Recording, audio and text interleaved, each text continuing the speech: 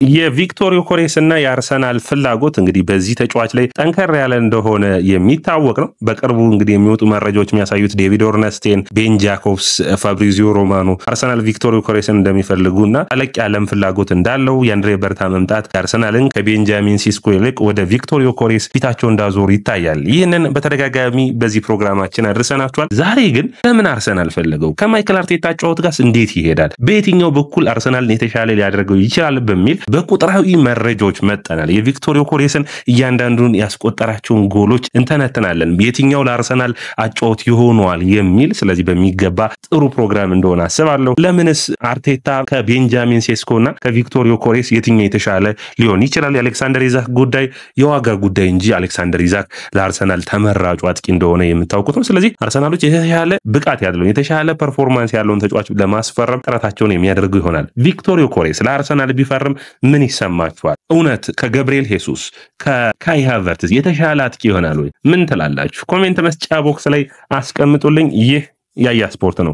ላይክ፣ ሼር፣ ኮሜንት፣ ሰብስክራይብ ማድረጋችሁን አትርሱ። የመጀመሪያው መረጃችን የሚሆነው እንግዲህ ዴቪድ ኦርነስቴን ነው። ትናንት ኦልሞስት እሁድ ምሽት ላይ በጥሩ መረጃ ያነሳው አርሰናል ከአሌክሳንደር ኢዛክ ባልተናነሰ መልኩ ቪክቶር ዮኬሬስንም ለማስፈረም እየሞከሩ ነው። ቤን ጃኮብስ ወጣና ደግሞ አርሰናል 100 ሚሊዮን ዩሮ ሳይሆን መክፈል የሚጠበቅበት 70 ሚሊዮን ዩሮ ነው። አሁን ይህ ዋጋ ነው 70 ሚሊዮን ዩሮ ማለት አርሰናል ቤንጃሚን ሴስኮን ቢያስፈርም ቢፈልግ 70 ሚሊዮን ዩሮ ነበር የሚያወጣው። ስለዚህ ተቀራራቢ ነው። አሁን ልምድ ያለው ቪክቶር ዮኬሬስ ወይስ ልምድ የሌለው ቤንጃሚን ሴስኮን ብሎ ማወዳደር ከመድፈኞቹ ይጠበቃል። ልምድ ያለው ቪክቶር ዮኬሬስ ይሻላል ብላችሁ ብዙዎቻችሁ እንደምትሉ ይጠበቃል። ምክንያቱም ያለፈበት የእግር ኳስ ታሪክ የእግር ኳስ ብቃቱ የተለየ ነው። ስለዚህ ቪክቶር ዮኬሬስ ማን ነው ብለን ባጭሩ እንግለጸው። የ26 ዓመት ስዊድናዊ የቀኝ እግር 1.84 ቁመቱ የሆነ ተጫዋች ነው። እንግዲህ ስዊድን በሚገርም ሁኔታ አሌክሳንደር ኢዛክም ሌላኛው ተጫዋች ነው፣ ቪክቶር ዮኬሬስም አላቸው። ስለዚህ በዓለም እግር ኳስ ላይ 5 ምርጥ አጥቂ ጥሩ ብትባሉ ኪሊያን ምባፔ፣ ኤርሊንግ ሃላንድን ጠርታችሁ ቪክቶር ዮኬሬስ፣ አሌክሳንደር ኢዛክ እነዚህ ውስጥ የሚካተቱ ናቸው። ላውታሮ ማርቲኔዝን እዚህ ጋር ማካተት የምትችሉ ይመስለኛል። ስለዚህ የስዊድን አጥቂዎች ራሱ የሚገርም ነው። ቪክቶር ዮኬሬስ ባለፈው ዓመትና በዘንድሮ ውድድር ዓመት ምን አይነት ብቃትን አሳየ? እንግዲህ ይህ ተጫዋች ከኮንቨርት ሲቲ በቻምፒዮንሺፑ የመጣ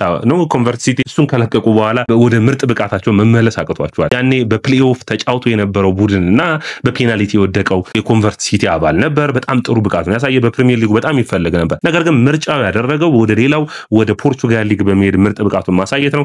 በ23-24 የውድድር ዓመት በ50 ጨዋታዎች 43 ጎሎችና 15 አሲስቶችን አድርጓል። በዘንድሮ የውድድር ዓመት በ42 ጨዋታዎች 42 ጎሎችንና 11 አሲስቶች። ቁጥሮቹ በጣም ከበድ ይላሉ። አውደ አድማጮች በ92 ጨዋታዎች 85 ጎልና 26 አሲስቶች አድርጓል። ይህንን በፕሪሚየር ሊጉ የሚደግመው ከሆነ አርሰናል እንኳን ፕሪሚየር ሊግ ቻምፒዮንስ ሊግ ማሸነፍ አይችልም ወይ? እንደዚህ አይነት አጥቂ የሚያገኝ ከሆነ የሚያስብል ነው። እንግዲህ በኮንቨርት ሲቲ 23 ጎሎችን አስቆጥሯል።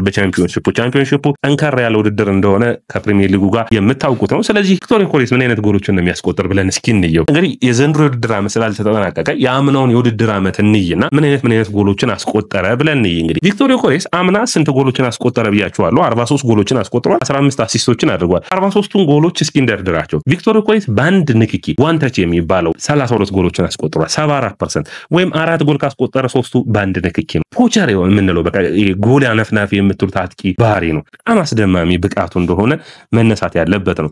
ነገር ግን እዚህ ጋር ደግሞ በተቃራኒው ደግሞ መታየት ያለበት ከሳጥኑ ውጭ ደግሞ አንድ ጎል ብቻ ነው ያስቆጠረው። እቺ ትንሽ አሳሳቢ የምትሆናት አርሰናል በተለይ በብዙ ቡድኖች ወደ ኋላ ዲፕ ብሎክ ስለሚጠቀሙ ከሳጥኑ ውጭ ሹት አድርጎ የሚያስቆጥር አጥቂ ያስፈልጋቸዋል። ስለዚህ ይህንን ከአርቴታ ጋር ማዋሃድ የሚጠበቅበት ነው። ሌላኛው በጣም የጠበቁት የነበርና ብዙ ነው ያላገኙት ከኋላ የመሮጥ ወይም ስፔሶችን ሪድ አድርጎ ወይም ስፔሶችን አንብቦ ከኋላ በካውንተር አታክ የመሄድ አቅሙን በምትበት ጊዜ 9 ጎሎችን ያስቆጠረው። ያ ማለት 21% የሚሆኑት ጎሎች በትራንዚሽን ነው። ስለዚህ ለአርሰናል ትራንዚሽን የሚያግዘው ብዙ ጊዜ የስፔስ ፈላጊ አጥቂ ነው እንለዋለን ዮኬሬስን። ነገር ግን እንደዛ እንዳልሆነ ያሳያል። ይሄ ቁጥር እንግዲህ ከዛ ይልቅ በመጀመሪያ ንክኪ ጎሎችን ያስቆጥራል። ከሃሪ ኬን ጋር በጣም የሚመሳሰል ባህሪ ነው በመጀመሪያ ንክኪ ጎሎችን ማስቆጠር። ከዛ ለአርሰናልም ለቪክቶር ዮኬሬስ ማሳሰቢው ቡድኖች አርሰናልን በዲፕ ብሎክ መግጠም አርሰናልን ማቆም አድርገው ያስቡታል።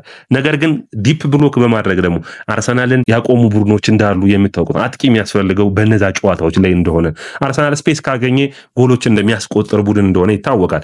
በዲፕ ብሎክ የሚጫወቱ ቡድኖች ላይ ምን ያክል ጎሎችን አስቆጥሯል ብላችሁ ካሰባችሁ 8 ጎሎችን አስቆጥሯል። ያ ማለት 18% የሚሆነው የጎል ተሳትፎ ከዚህ ጋር ነው የሚገኘው። ስለዚህ ይሄን ማሻሻል የሚያስፈልገው ይመስለኛል። ከዲፕ ብሎክ ከሆኑ ቡድኖች ላይም የተሻሉ ጎሎችን ማስቆጠር ይጠበቅበታል። አሁን በእንግሊዝ ፕሪሚየር ሊግ እና የፖርቱጋል ሊግን ስታወዳድሩ በስፔስ ወይም ክፍት ቦታዎች ይጠባሉ የሚል ነው። የእንግሊዝ ፕሪሚየር ሊግ ቡድኖች በጣም ኮምፓክት ሆነው በሚገባ በትልልቅ አሰልጣኞች የሰለጠኑ ቡድኖች ይሆናሉ። ስፔስ አያገኙም። ስፔስ ማለት ደግሞ በአንድ ቦታ ላይ የብዙ ተጫዋቾች የመገኘትና ያለመገኘት ሁኔታ ነው አይደል በእግር ኳስ። ስለዚህ በዛ ቦታ ላይ ብዙ ተጫዋቾች የመገኘትና ያለመገኘቱ ስናይ ለምሳሌ ቪክቶር ዮኬሬስ ከአራት ተከላካዮች በታች ሆኖ የሚያስቆጥራቸው ጎሎች ምን ያክል ናቸው? በሳጥኑ አካባቢ ከአራት ተከላካዮች በታች ሆኖ የሚያስቆጥራቸው ጎሎች 16 ነው። ያ ማለት 1/3 ጎሉን የሚያስቆጥረው ስፔስ ሲኖር ነው ማለት ነው። በፕሪሚየር ሊጉ እንደዚህ አይነት ድሎች ላይ ፈጠሩ ይችላሉ። ሰብሰብ ብለው ተከላካዮቹ በዲፕ ብሎክ ሊያገኙት ይችላሉ። ስለዚህ ያንን ስፔስ ሪዲንጉን ክፍተቶችን ሳያገኝ ከቡድን ጋር በመቀናጀት የመጫወት አቅሙን ማሳደግ ያለበት ይመስለኛል። ከዛ ውጭ እንግዲህ ቪክቶር ዮኬሬስ ምን የሚደነቅ ባህሪ ያለው ብለን ካሰብን ሌላኛው የቆመ ኳስ ነው። የቆመ ኳስ ላይ 5 ጎሎችን አስቆጥሯል። 12% የሚሆን ነው። አርሰናልና የቆመ ኳስ ደግሞ ምንም ጥያቄ የለውም። የቆመ ኳስ ላይ ኒኮላስ ጃቪየር እዚህ ላይ የሚሰሩ ናቸው። ስለዚህ የቆመ ኳስ ላይ በሚገባ ጎሎችን ለማስቆጠር የሚችል መሆን ይጠበቅበታል። ያንን ማሻሻል የሚያስፈልግን ከ5ም ሻል ያለ ጎሎችን ማስቆጠር 5ም ካስቆጠረ ግን ለአርሰናል የተሻለ ነው የሚሆኑት። ሌሎች ተጫዋቾች በተለይ ከአማካኝ መስመር እየሄዱ የነ ሞሬኖ የነ ዲክላን ራይስ ጎሎች እንዲጨምሩ የሚያደርግ ነው። ከዛ ውጭ እንግዲህ የአርሰናል እና እንዲሁም ደግሞ ሌሎች ሁኔታዎችም ስታወዳድሩት ሳጥኑ ውስጥ ቪክቶር ዮኬሬስ የሚያስቆጥራቸው ጎሎች 42 ናቸው። 98% ሳጥኑ ላይ ነው የሚጨርሰው። አርሰናል በሎ ብሎክ የሚጫወቱ ቡድኖች ላይ ደግሞ ይህ ተጫዋች የሚያስፈልገው ሳጥኑ ውስጥ የሚጨርስ ተጫዋች ያስፈልጋቸዋል። ሳጥኑ ውስጥ ማን የተሻለ ነው ካላችሁ ደግሞ በጣም በሚገርም ሁኔታ 42 ጎሎችን ያገኘው ከአጠቃላዮቹ ስንት ማለት ነው ደልማቻችን በውድድር ዓመቱ ከ43 ጎሎች 42ቱን ሳጥኑ ውስጥ ነው ያስቆጠረው። አንዷ ናት እሷ ደግሞ ከሳጥኑ ውጭ መጥቶ ያስቆጠራት ነው። ስለዚህ ከሃሪ ኬን ጋር የሚያመሳሰለው ባህሪ ይሄ ነው። በጣም ጨራሽ አጥቂ ነው የሚያስብለው ይሄ ነው። ስለዚህ ለአርሰናል በሚገባ ማገዝ የሚችል ነው። እንግዲህ ሌሎች ሁኔታዎችን ማየት ካለብን እንግዲህ ተቃራኒ ቡድኖች አርሰናልን ሲገጥሙ ወደ ኋላ መለስ ብሎ በዲፕ ብሎክ ይገጥማሉ። ነገር ግን የኦዴጋርድ ፓሶችን እዚህ ጋር ትጠብቃላችሁ። የትኛው አይነት ፓስ ካላችሁኝ ፒኤስቪ ላይ ኦዴጋርድ በጣም በሚገርም ሁኔታ በፓስ ያደረገው ለካላፊዮሪ ፓስ ያደረገው 7ኛው ጎል የምታስታውሱት ከሆነ ስለዚህ ቪክቶር ዮኬሬስ እድሎችን የሚያገኝ ከሆነ በዋንታች ሳጥን ውስጥ ጨርሶ ጎሎችን ማስቆጠር የሚችልበት እድል ሰፊ ነው። ሌላኛው እንግዲህ የኦዴጋርድን አቅምን ማሻሻል የሚችል ነው። ኦዴጋርድን መውቀስ የሚቻል ከሆነ ከዛ ሁኔታ በኋላ ይሆናል። ሌላኛው ማንሳት የሚጠበቅብን እንግዲህ ስታንዳርድ ፉትቦል የሚባል አለ። የምታውቁት ነው እንግዲህ ፉትቦል ሪፈሪ የምንለው ማለት ነው። ስለዚህ ምንድነው የሚያደርገው የእያንዳንዱን በአንድ ዓመት የውድድር ዓመት ያስቆጠሩትን ጎሎችና የእያንዳንዱን አጥቂዎች አንጻር አወዳድሮ በምን ያክል ፐርሰንታይል ላይ በምን ያክል ብቃት ላይ መቀመጥ እንደሚችል የቪክቶር ዮኬሬስን አስቀምጧል። እሱን እናርሳት። የመጀመሪያ የሚሆነው ኤክስፔክትድ አሲስቱን በማድረግ ነው። ትልልቆቹን ቁጥሮች ነው ያመጣውላችሁ።